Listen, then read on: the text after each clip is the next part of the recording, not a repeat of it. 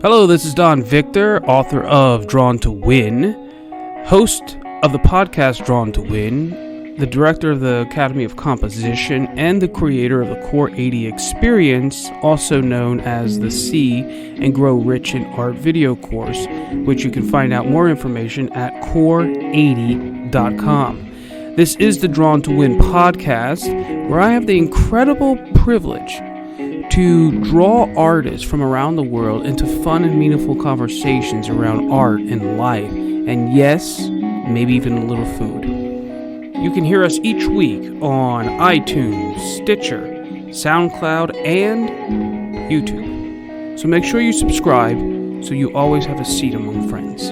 Let's get into the show. All right, welcome, Shanna, to the podcast, and I have to say, I was looking at artists on Instagram the other day, and I came across your work, and I fell in love with it. And thank you. Yeah, I was just so impressed with your line work in a whole bunch of your drawings. And later on in the conversation, we'll get deeper into that. But I would really love to hear your ideas, your philosophy, some advice or whatever. But I'd just love to hear kind of your thinking behind your line work. Sure, I'd love to talk about line. Awesome. But let's start here first. Tell us what are you currently working on? What's capturing your interest right now as we speak? Let's see. I've actually started a new painting, although painting is not my main focus.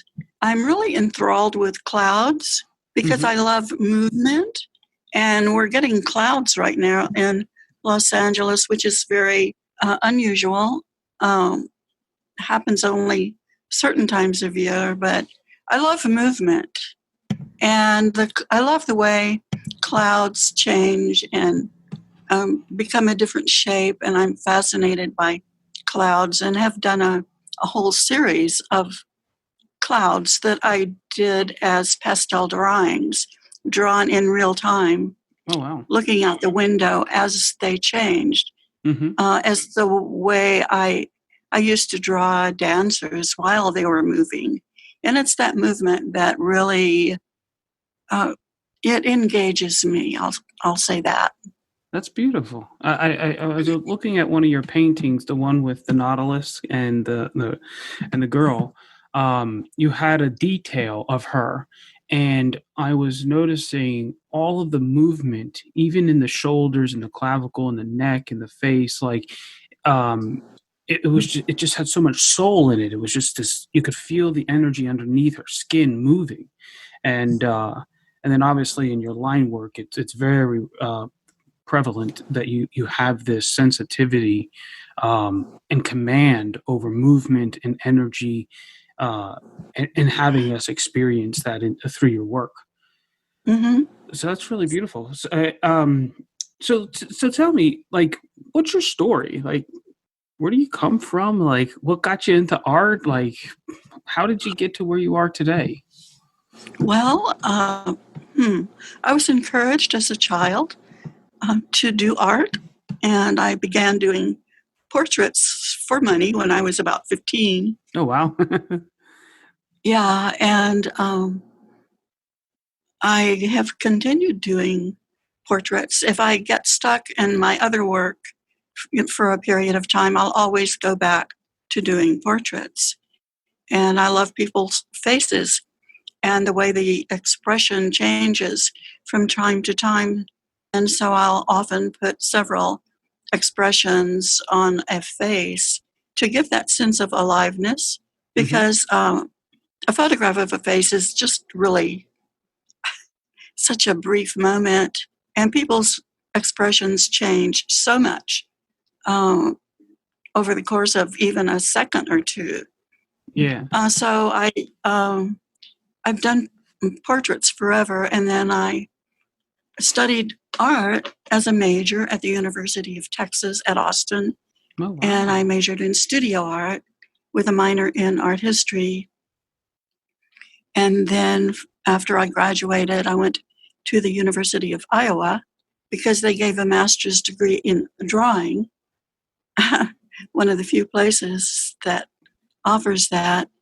And I became interested, though, in plexiglass there because of a particular instructor. And so my master's degree is, excuse me? I'm sorry, what do you mean by plexiglass? Plexiglass? Well, it's an acrylic plastic. It looks like glass. I know what plexiglass is, but like, what do you mean? Like what do you mean that you were interested in? Like, how did you use it?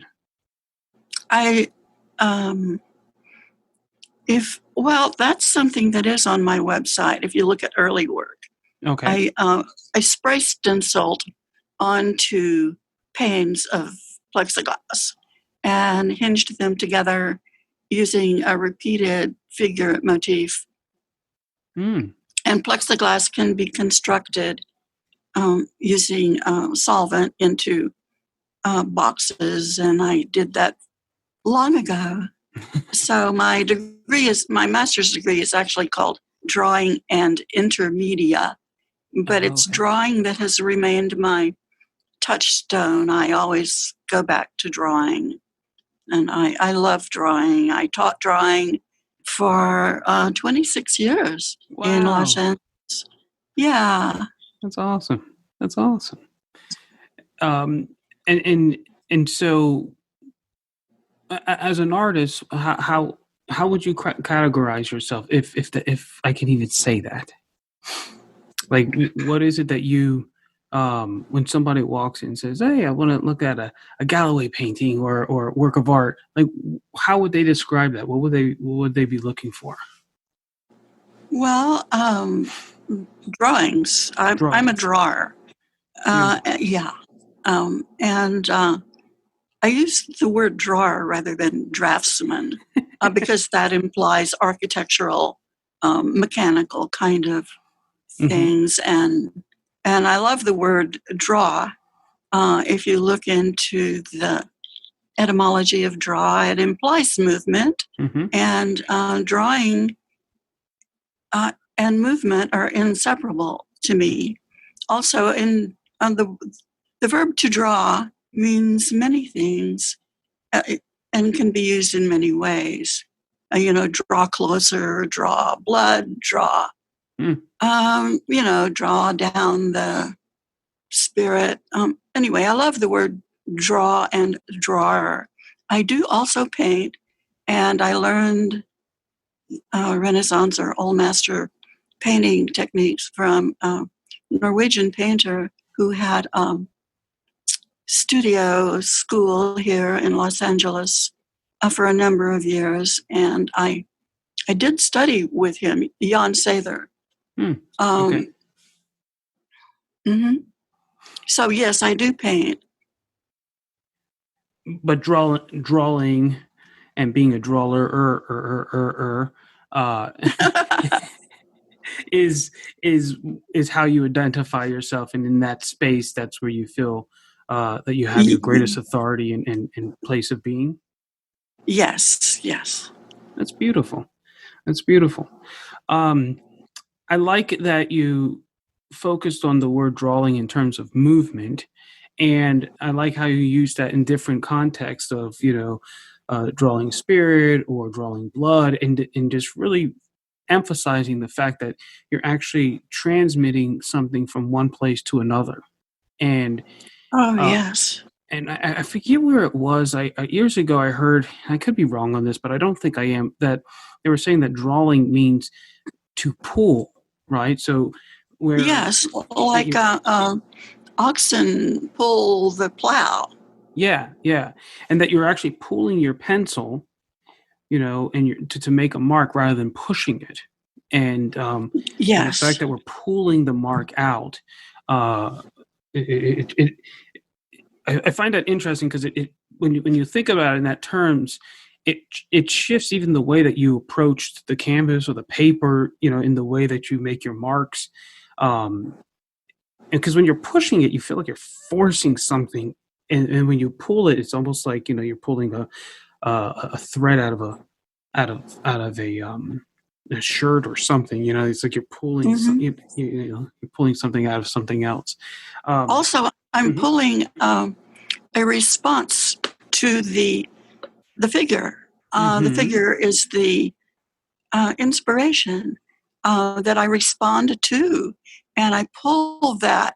I mean, I connect with something, usually a sense of movement or energy within the figure that I'm looking at or drawing or painting, and I pull that into myself, and somehow it comes into my shoulder, into my arm, and through my arm into my pencil and onto the paper.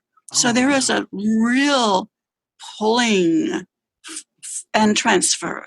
Oh man, I love that you're saying that. That what you're communicating is the very reason why I love drawing. Like, I don't really care too much about necessarily trying to make it look representational or this or that. For me personally, and it's right in line with what you're saying, is that the success of the drawing is more of an experience. And it is, yes. And there's a frequency that's in the subject, and you're really tuning yourself to it, and you're tuning your body and your pencil or whatever your medium is to actually communicate the very, the very energy that you're receiving from the model or the subject or whatever it is that you're doing. You're looking. Yes, it's the experience that is really the focus. Yes, that's beautiful. That is important. So now, we talked about drawing, which now once you draw, you basically are making a mark or a line. So why don't we go into that part of the conversation? And I'd love to hear some of your thoughts about line and your experiences with line. And then also, what kind of advice would you give an artist who wants to focus on line and improve their ability to communicate with line? So shall we start? Where shall we start here? Line. I love line, of course. I love the combination of movement and the mark, and as it transfers onto the paper. And there's a great joy in moving across the page and leaving the trail behind. And also, what is really important is knowing what affects the line quality. And line is affected by both speed and pressure. And the more pressure, the darker the line. I draw with carbon pencil, which I love because it has such a range. It goes really black, and then it goes through the intermediate grays into something very, very faint. So there's a real in value. And it is that pressure and the range from dark to light in the drawing that communicate to the viewer the sense that I'm experiencing. And that's what people feel when they look at my drawings, and which is, by the way, hard to photograph. And I only recently found a place that can photograph my drawings so that they are communicated, because if they're too dark, they go flat like ink. And they lose all of their life, really. So that's what I have to say about line. And my line can function in so many different ways, really. It can go through form, it can move across form, and it can touch edges of mass. And that makes a contour drawing different than an outline. An outline is flat. A contour is the edge of a mass. And masses, of course, exist in space and overlap each other on the figure. And that's a real important distinction for people to understand when they're drawing. When you're looking at your paper and you're looking at the model, is there a combination of mental drafting and then this engagement with, let's say, the energy of the subject, and then through your line, you're not doing an outline, but through your contour, you're trying to capture the impression of the energy at the same time, enough information to articulate the draftsmanship underneath it all? Is that a process that you go through when you're doing that? Yes, and it takes total concentration, total focus, being really in the moment, really present in the moment with absolutely no distractions. If there are distractions, you just have to learn how to ignore them and be there in real time. What's a trick or something that you do when distractions try to prevent this moment of magic occurring? What is it that you do to kind of keep yourself focused and disciplined and distraction free if you can? Well, it takes many years really of practice to maintain that focus. It really does. And to tune out other things. Sometimes I use music, new age music, really, to help tune out other distractions. And depending on the music, do you feel that affects your line work? Well, I use music that has no rhythm of its own, really. New age music, sound. It just puts me into a different part of my brain, right-brained. And that's kind of all I can say about how to prevent distractions. It's just a matter of really years and years and years of practice and doing it and maintaining that focus. With the line, I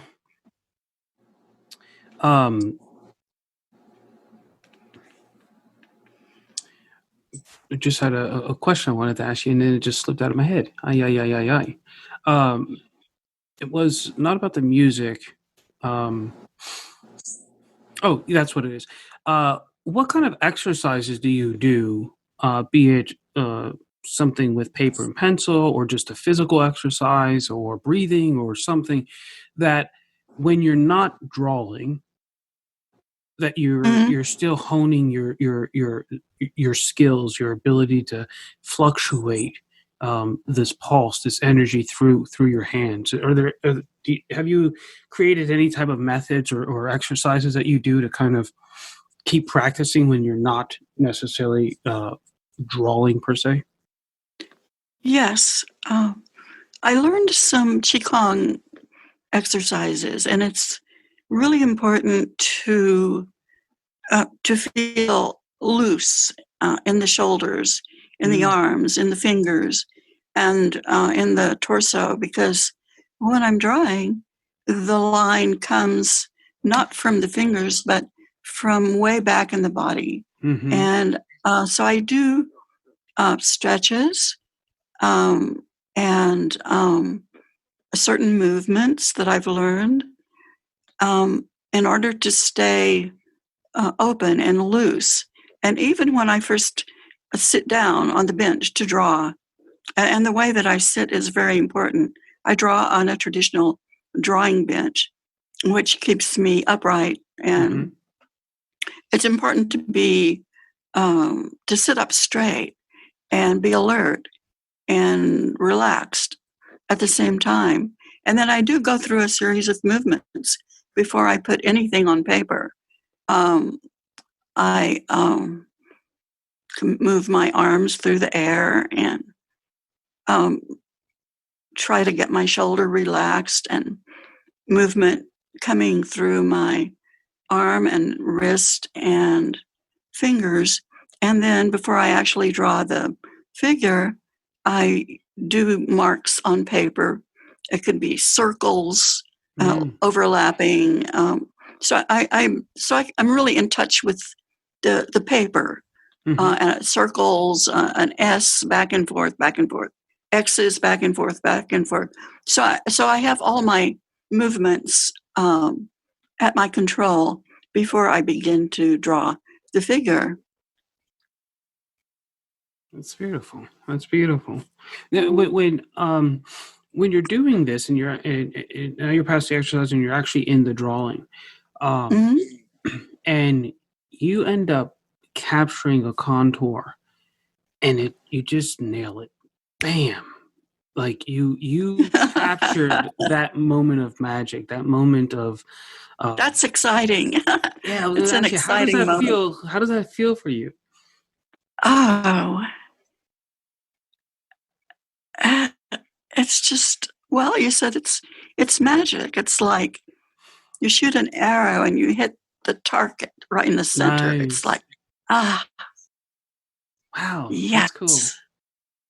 That's cool. You know, it's interesting you say it that way because the other day I was thinking about power and the power of alignment when something occurs as it ought to. So, for example, I was going to pick up my children, and I said, "Hey, I'm going to be there at 12:30." I got there at 12:32, right? But as I was driving there, I was thinking, you know, when you say something, you have an intention, and you actually do it like even to the minute, right?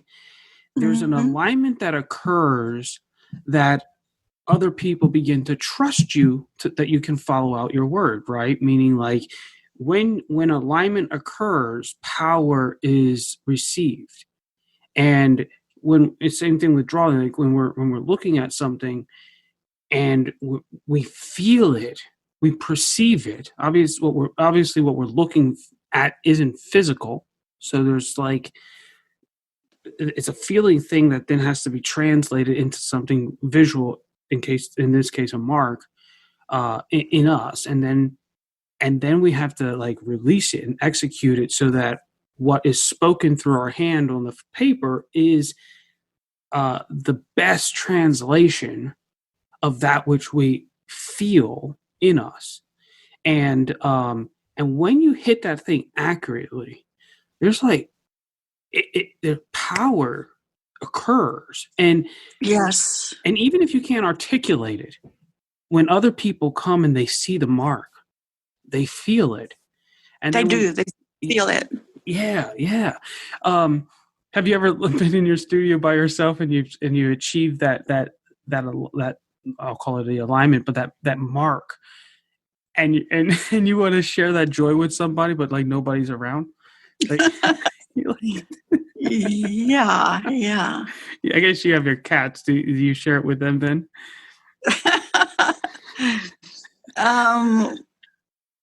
Well, that's the amazing thing about the internet. I have not done this yet, put up something that I just did this 5 minutes ago. What do you think? No, sometimes I show my work to my husband after a session, and he loves drawings, which is amazing because he's not in the field at all, but he can tell a good drawing from a not good drawing. And we do actually collect drawings, both of us. Beautiful. Yeah. By living artists who draw well. And I must say, we're very selective about what we like.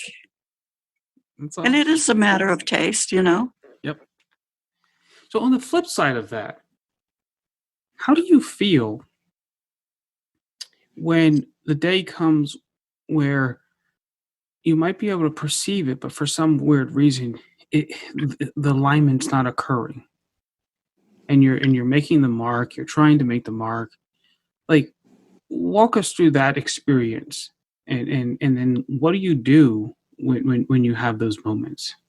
When it's just not happening? Yeah. Well, that's a really good question.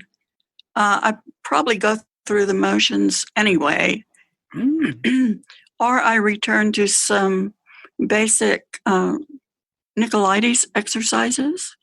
And if people are not familiar, if people are not familiar with Nicolaides, the natural way to draw, I want them to be familiar. Nicolaides taught at the Art Students League in New York in the early part of the 20th century. Mm-hmm. And the students put together a book of exercises, and that's how I learned to draw, and that's how I taught drawing. They're very, very basic exercises, and they distinguish one kind of mark from another, gesture as distinguished from contour, as distinguished from cross contour, and those can always be practiced just as basic exercises if you're just not having a good day. And I highly recommend that. Nicolaides, the natural way to draw. Yeah. All right, that's cool. Very, very cool. Well, that's amazing. So let me ask you, we're going to change topics real quick. I'd like to ask you a couple questions about a concept that I call agency.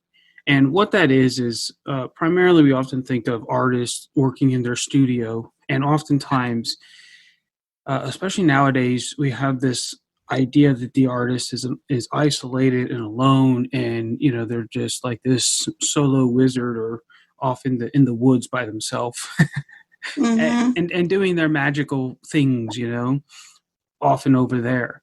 And one of the things I'd really like to encourage people through this podcast is to begin to acknowledge that as the artist, you're actually much bigger than oftentimes you think you are. And so what I'd like to do is ask you, who are 2 or 3 people, companies, or services, or even products that are integral to you achieving your artistry? Like, the first I will mention is the photographer. And I found fine art photography specialist, and that has made all the difference in the world, really, because they really photograph my drawings in a way that communicates the drawing to the viewer. And that has allowed me to put drawings on the internet that are accurate. So what you're saying with that then is that you're just not hiring a photographer, you're hiring a specialist in photographing art. Absolutely. I've just hired, I've hired, just somebody with a camera in the past, and no, it just. And is there a person that you're working with specifically, or is there is it a company that you're working with? It is the company, Artworks in, I don't know whether they're in Highland Park, Pasadena. It's kind of a generic name, Artworks. And there's a particular person there, Brett, who knows me. Mm-hmm. And I go, hello, this is Shanna. Remember me? I don't speak digital. What size, what size do you want your file? Whatever you did last time was just great. And he always remembers what to do. And that's cool. And it's amazing because I can take something in the morning, and they can email me a digital file, and I can have it here for the person who does my computer work. And so I'm going to have to acknowledge that person and I found her through a friend over Facebook. Mm-hmm. I said, I need somebody to do my computer stuff for me. I just don't grok files and sizes and that kind of thing. So a friend of mine that I know in real life, a wonderful painter, knew somebody, Nina, Mm-hmm. who comes over and works on our computer. And so she can take the file that was emailed to me that very afternoon, and then she can do her computer magic with it and enter it into something, Mm-hmm. whatever is necessary, or put it on. I'm going to have to get her to fix up my website, but she's worked on my Facebook Okay. page. So the photographer, the person who takes the files, Mm-hmm. I have trouble not calling them photographs, and she gets them out there on the internet. And so those two people are really important. And you said And that's then Brett's the photographer and Nina's the computer assistant. yes. Sorry, I don't know that one. Oops, sorry about that. My Alexa, we named it computer. Oh shoot! So every time we say computer, it pops up. Computer off. I gotta turn that off next time. Sorry, I don't know that. Anyways. Sometimes I breathe on my iPhone and it's like, oops, I didn't mean that. Okay, so let's put it this way. Brett makes digital images for you, and Nina puts those digital images up on the internet for you. All yes. Right, and cool. she knows how to change the size to correspond to whatever is being asked for. I don't even want to know about it. Understood. Is there anybody else that you would give a shout out to, or a service that you're using? Absolutely. I must talk about Didi Menendez. Melendez. Didi Great name. Menendez, yes. And she's the power behind this amazing platform. And I know about it through a curated magazine that she publishes called Poets and Artists. Mm-hmm. And I've been published in it 3 times. And the platform has stemmed from, I took this actually off Facebook. It has stemmed from a diverse community of artists, galleries, art collectors, poets, editors, and publishers. So it's pretty amazing what she does, really. She publishes these magazines that are curated by artists. And in fact, that's even her innovation, the curated magazine. And some of them are also in hardcover. So I've been published 3 times in those, but also she's doing shows, exhibits that happen in different parts of the country. And she has an amazing group of people in her platform. But Didi is really amazing. Wow. And her group on Facebook is called Poets and Artists.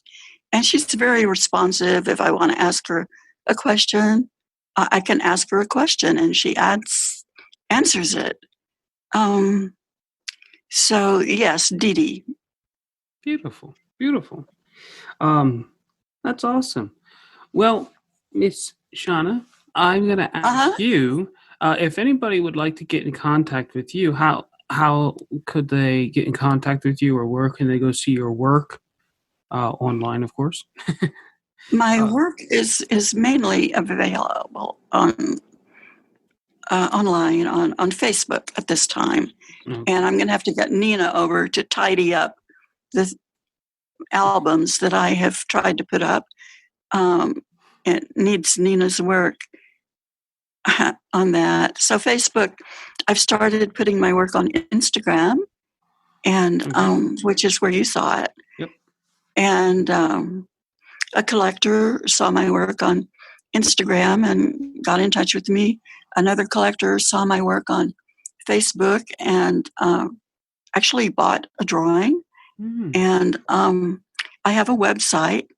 It's www.shannagalloway.com. It's way out of date, but it gives a background of my really long career, which spans about 4 decades. Wow.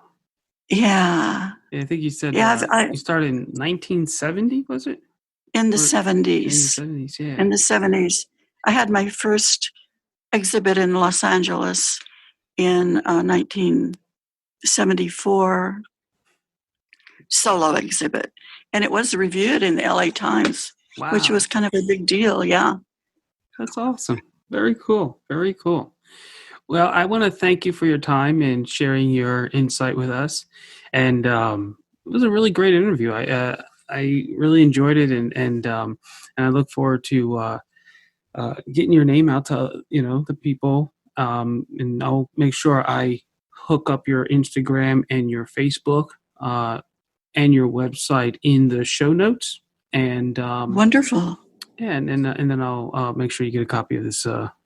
Wonderful. It's been a real pleasure talking with you.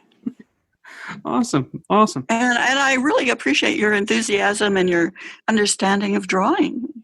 I thank you. I when I saw your work, it's interesting. When I was probably 15, 16.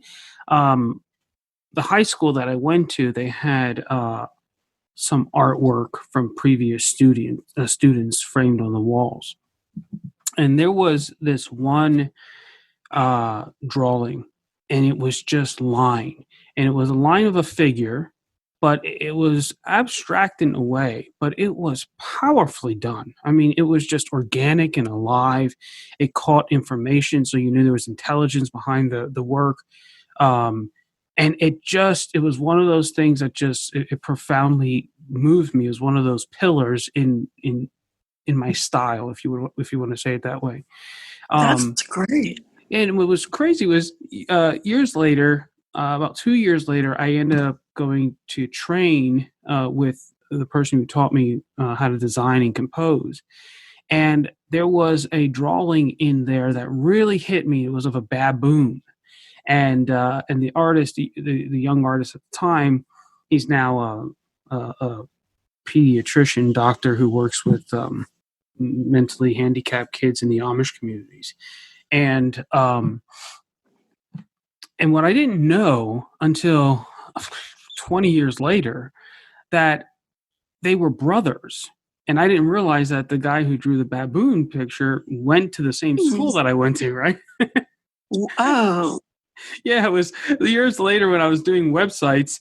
One of the alumni from the drawing school asked me to help him with a website. We ended up putting a show together on architecture and things, and he began to talk about this artist. They were friends, and they went to the same school, and I didn't even know, because they were older than me. So that all four of us went to the same school, but it was. I ultimately called the school because I wanted to go buy this drawing because it was so impactful to me. But they wouldn't let me buy it.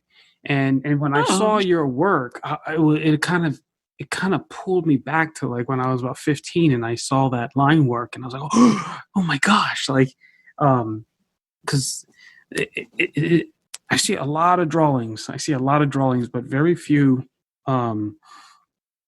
drawings that actually capture that type of life in a line. It's a very I've seen it a few times, but it's very rare. And when I saw it in yours, I was just like, oh my gosh, we got to talk. This is just amazing. So I so much appreciate that. I really do. Thank you. You're welcome. Well, on that note, be well. Okay. All right. Talk soon. Ciao. Great. Bye-bye.